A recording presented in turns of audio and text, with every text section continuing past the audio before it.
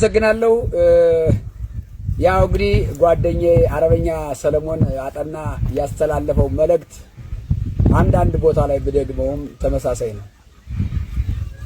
መጀመሪያ ለአማራ ፋኖ አፋብን በሁሉም ግንባር በአራቱም ግንባር እያደረገ ያለው የአማራ ፋኖ ትንቅንቅ ይቀጥላልም። ትንቅንቁም የሚያሳየው ለውጥ ህዝባችን ማረጋገጥ ችሏል። ህዝባችን የሚያስደስት ስራ እየሰራ መሆኑን ህዝባችን በጉል እየተመለከተው ነው። ህዝባችን ከአማራ ፋኖ ጎን ሊሰለፍልን ጥሬን አስተላልፋለሁ። ምናልባት ጦርነት ነውና ጦርነት ላይ አጋጣሚዎች አንዳንድ ስህተቶች ሊኖሩ ይችላሉ። ያን ደግሞ ህዝባችን ከጎን ሆኖ ሊያርመን ይገባል። ስለዚህ በሁሉም ግንባር የሚገኘው ድል የህዝብ ምክር የህዝብ ድጋፍ ያስፈልገናልና ህዝባችን ተጎናችን እንዲቆም እንፈልጋለን። ይሄ ማለት በአራቱ ግንባር ትንቅንቁ እንደቀጠለው ነው። በተለይ ግን ሰሞኑን እንደምታዩትና እንደምናየው በጎንደር ዙሪያ ላይ ባለው ጉዳይ በተለይ በደቡብ ጎንደር ዙሪያ ብዙ ወረዳዎችን ጠላት እየለቀቀ የወጣበት ሁኔታ አለ። ይሄ ሲለቅ ጀግናው ፋኖአችን ጀግናው የአማራ ፋኖ የጎንደር ሁለቱም እዞች በጥምረት ጠላትን ሲወጣም እያስቀሩ የቀረም ስልጣን ወንበር አስጠባቂ አድማ በትንም ሆነ ሰላም አስከባሪ ጥቅም ፈላጊ እሱም ቢቀር እሱንም እየተናነቀ በእጃቸው እያስገቡ ከተማቸውን እየተቆጣጠሩ ነው። በተለይ በተለቀቁ ወረዳዎች ትልቅ ስራ ተሰርቷል። ይሄ ሲባል ምናልባት በዚሁ አጋጣሚ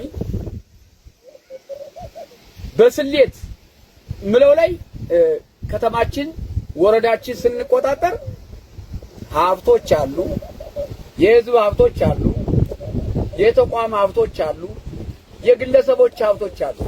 እነዚህ ሀብቶች ፋኖአችን ልናወጣ ነፃ ልናወጣ የወጣ ነው፣ ከቤታችን የወጣ ነው። አንዱ ይሄ ስለሆነ ንብረቶችን በትክክል ከህዝብ ጋር ሆነን ንብረቶችን መጠበቅ እንዳለብን በጋራ ሀብት በሚሆን የተቋም ሀብት ለተቋም እንደሚሆን አስምረን አስባችሁበት ፋኖ አስቦበት በሁለቱም ህዝብ የምትገኙ ጀግኖች እየተመካከራችሁ እንድታስተዳድሩ ጥሪያችንን አስተላልፋል። ይሄ ከድርጅታችን የወረደ መመሪያ እስከሆነ ድረስ ስለዚህ እነዚህ ንብረቶች የህዝብ የፋኖ ተቋም መሆናቸው ማወቅ አለባቸው። ሲቀጥል የግለሰቡ ንብረት ሱቅን፣ መጋዘንን እንዲሁ ሌሎች የግለሰቦች ወይም የግል ድርጅት ሀብቶች የኔ ብላችሁ ወይም የኔ ብለን የህዝባችን ሀብት ልንጠብቅ ቃል የገባ ነው። ቃላችን መፈጸም አለበት። ይሄ የመጀመሪያው መልእክት። ከዛ ባንኮች አሉ፣ ድርጅቶች አሉ፣ ብዙ ድርጅቶች አሉ። እነዚህም ጥበቃ ልናደርግላቸው ይገባል። አደራ የምንለው እንደ አማራ ፋኖ አደራ የምንለው ይሄ ነው። ሌላው የአማራ ፋኖ ጎንደር ላይ በሁለቱም ህዝብ የምትተናነቁት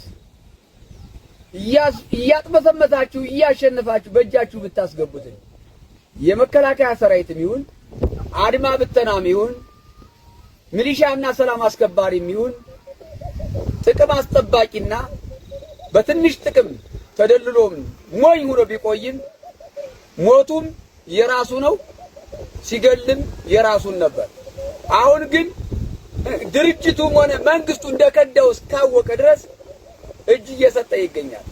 ይሄን እጅ ቢሰጥ ሰራዊት በእንክብካቤ እንዲይዝ የገባው ቃል ድርጅታችን በምርኮኛ አያያዝ በስነ ምግባር በተለያየ ጤንነቱም ተጠብቆ ቁስለኛም ካለ ታክሞ በእኛ ስር እንክብካቤ እንዲደረገለት ድርጅታችን መመሪያ ወርዷል። በዚህ ልክ ሁሉም እንክብካቤ የተደረገ ጥበቃ እየተደረገለት በእጃቸው የገባ ሰራዊት በዚህ ልክ ነው እኔ ሐሳቤን የምገልጸው መልእክቴን የማስተላልፈው። ከዚህ የተላለፈ እንዳይሆን ነው። ሲቀጥል መከላከያ ሰራዊትም ይሁን አድማ ብተናና ሰላም አስከባሪ ሚሊሻ አሁንም እጅ ያልሰጠ ካለ በአስቸኳይ እጅ እንዲሰጥ ከጸጥታ መዋቅር ነው መልእክት ማስተላልፈው። እጅ እንድትሰጡ ድርጅታችን ጥሪ አስተላልፏል።